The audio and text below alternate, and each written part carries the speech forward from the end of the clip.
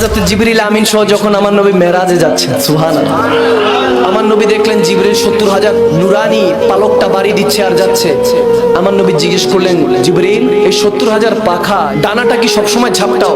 বলতেছি ইয়া রাসূলুল্লাহ না, তবে 4 বার 70,000 বাড়ি দিছি। কয়বার? হাদিসে বুখারী, কোনো বানানো ঘটনা না, বুখারী শরীফের হাদিস। আমার নবী যখন জিজ্ঞেস করলেন 4 বার, প্রথমবার কখন বাড়ি দিছো? জিবরিল আমিন বলতেছেন, ইয়া রাসূলুল্লাহ যখন ইউসুফ আলাইহিস সালামকে তেনার ভাইরা কুয়ার মধ্যে নিক্ষেপ করছিল। কিসের মধ্যে? কুয়ার মধ্যে।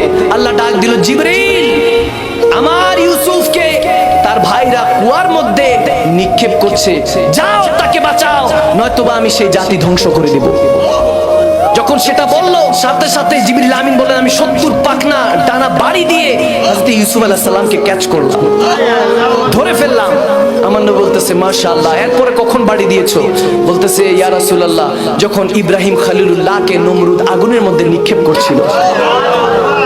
আল্লাহ বললেন, যাও জিবরিল আমার খলিলকে সে বদবখত নমরুদ আগুনের মধ্যে ফেলছে, যাও জিজ্ঞেস করো আগুনটা গুলজার বানাবো কিনা, বাগান বানাবো কিনা।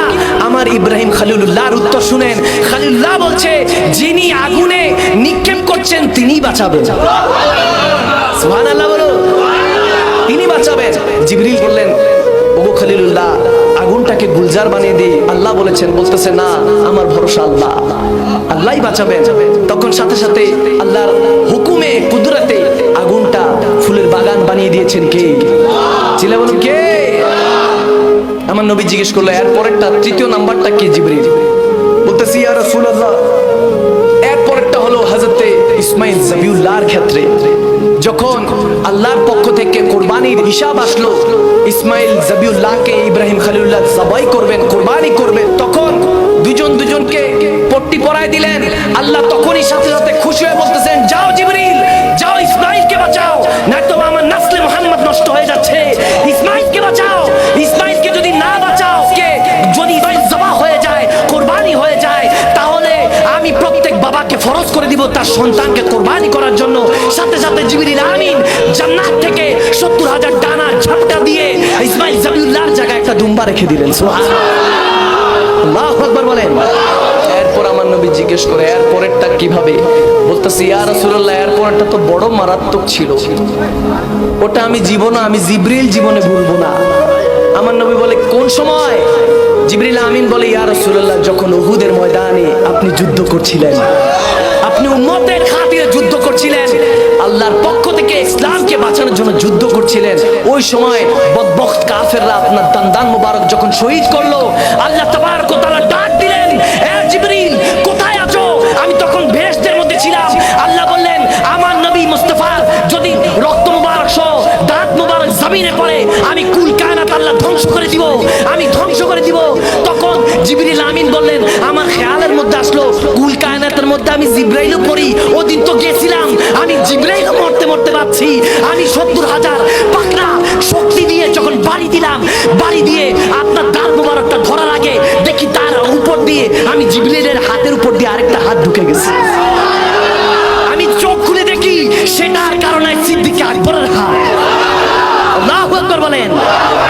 তখন আমি বুঝে গেলাম যে আমি জিবরিলের ক্ষমতা সেখানে শেষ, আপনার আশিকে রাসূলের ক্ষমতা সেখান থেকে শুরু। আমার মনে হয় সেদিন সিদ্দিক আকবর জালালে হালাতে বলেছিলেন, আব মেরি নিগাহোं में जचता नहीं कोई जैसे मेरे मुस्तफा है ऐसा नहीं कोई।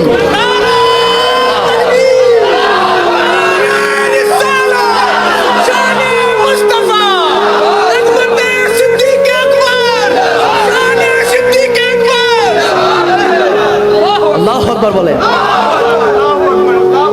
জিবরিল আমিনের এই ঘটনা শুনে আমার নবী বড় মুস্কি হাসি দিলেন, হাসি দিয়ে বলতেছে, জিবরিল সিদরাতুল মুনতাহা পর্যন্ত এসেছি, চলো লা মাকানে চলো। আমার নবী চাইলে নিতে পারতেন কি পারতেন না? যদি জুতা মোবারক নবীর যায়, নালায়েন মোবারক যদি আল্লাহর আরশ পর্যন্ত যেতে পারে, সাথে পিছে আশিকে রাসূলুল্লাহ যেতে পারে কি পারে না? তখন ডাকবে। আর সেই বান্দারা যখন তেনার মেহবুবের মেহফিল সাজিয়েছে, খুশিটা হয়েছেন কে? হযরত আমির খসরু रहमतुल्लाह अलैह একটা কালাম মনে পড়ছে, নামিদা নমছে মঞ্জিল বুদ সব যায় কে মন বুদম খুদা খুদ মীরে মজলিস বুদে अंदर ला मका खुसरू मोहम्मद शम्मे महफिल बुद सब जाए के मन बुदम सुभान अल्लाह मोहम्मद शम्मे महफिल बुद सब जाए के मन बुदम। আমির খসরু বলেন খোদা একটা লা মাকানে महफिल সাজায়, সবাইকে নিয়ে খেতাব করে, ওই মেহফিলের চেরাগ হয় আমার নবী মুহাম্মদ মুস্তাফা সাল্লাল্লাহু আলাইহি ওয়াসাল্লাম।